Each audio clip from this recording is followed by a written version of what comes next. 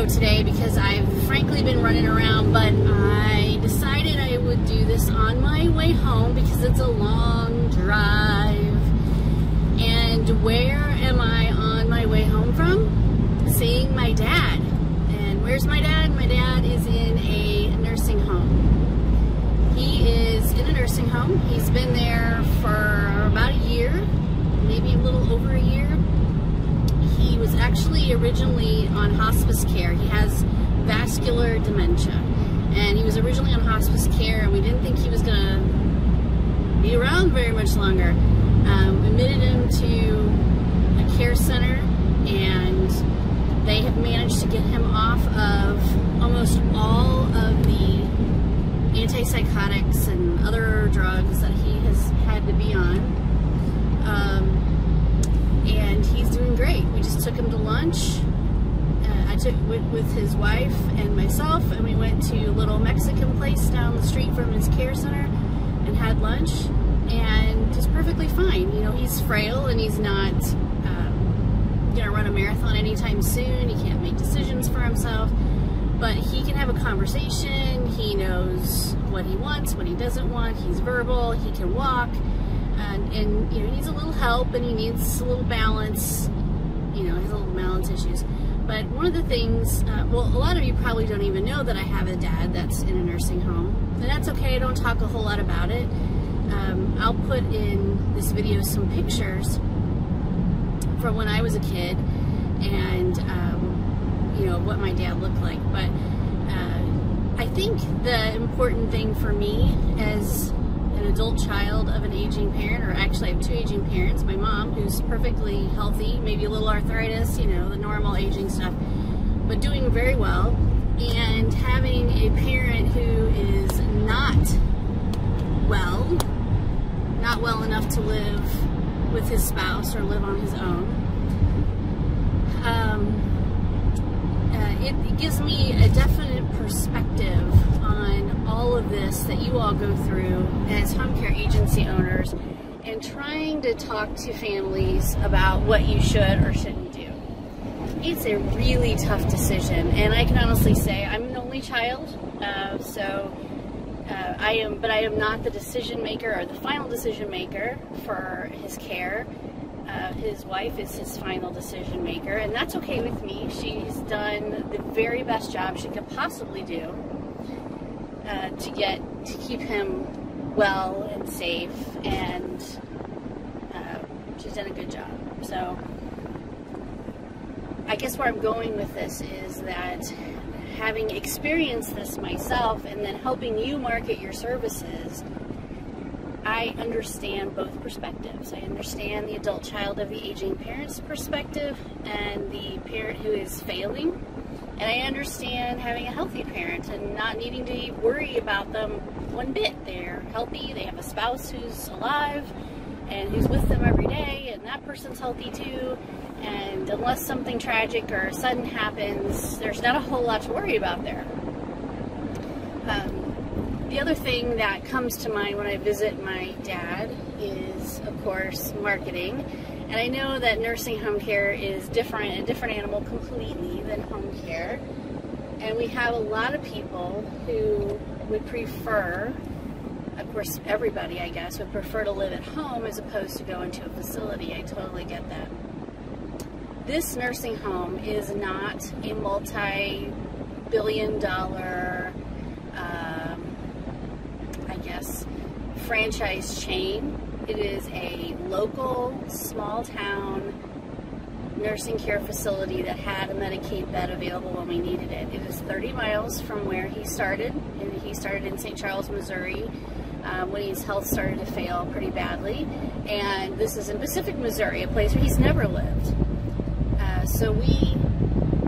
But we love it that he's at this small community nursing facility because they take great care of him. Are they perfect? No. But do they do a great job? Generally speaking, absolutely. A better job than any city, large chain would do. I mean, these people really care about the people they are caring for, and they generally speaking, should treat them with dignity and respect. And I appreciate that. So from the marketing perspective, this is a difficult position to be in for any spouse and any adult child. Nobody wants to have to make a decision about home care, long-term care, assisted living, nursing home care.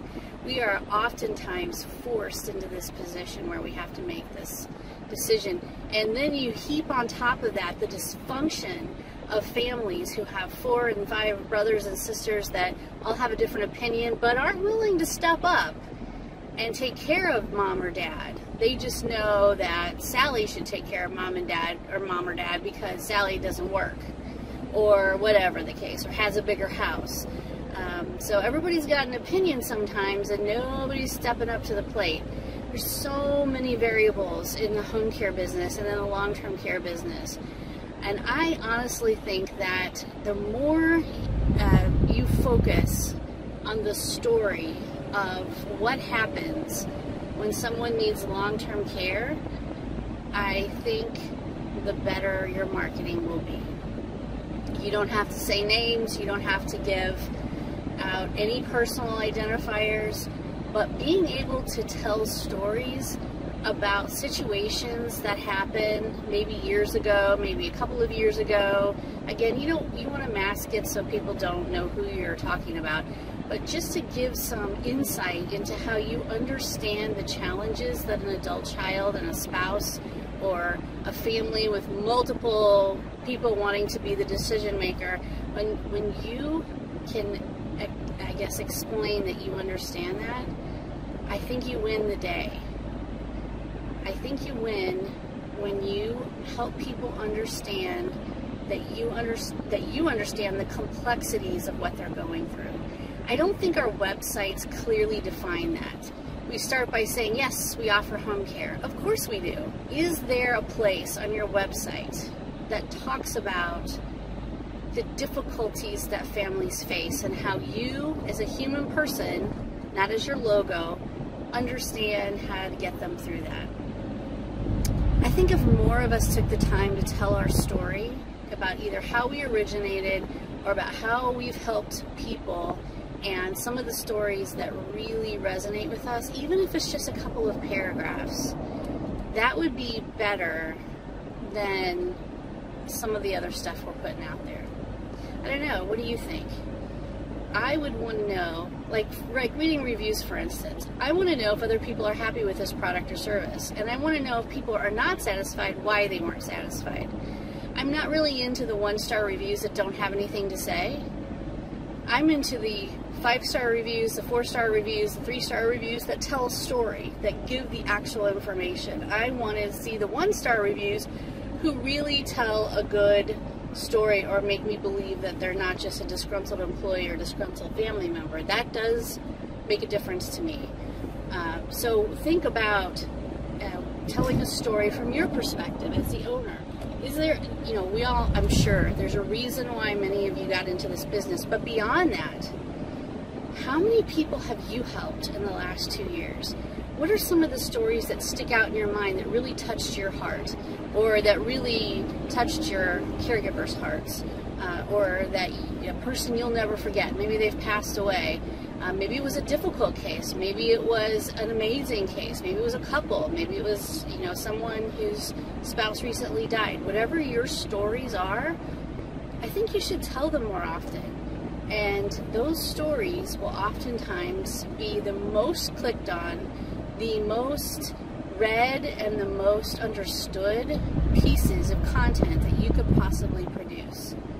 So if I were a home care agency owner right now, I would tell a story about my dad, not in a way to exploit the story or to make him look, I don't know, not for sympathy or anything like that, but just to get across the basic information so that people know that I get it. I totally get it. It's never an easy decision to make. And I don't think our websites often explain that. I know on the About Us page people will say stuff like that, but I think you need to tell people where you're coming from. I think you need to tell people about your experience over the last 5 years or the last 2 years. I think that makes sense.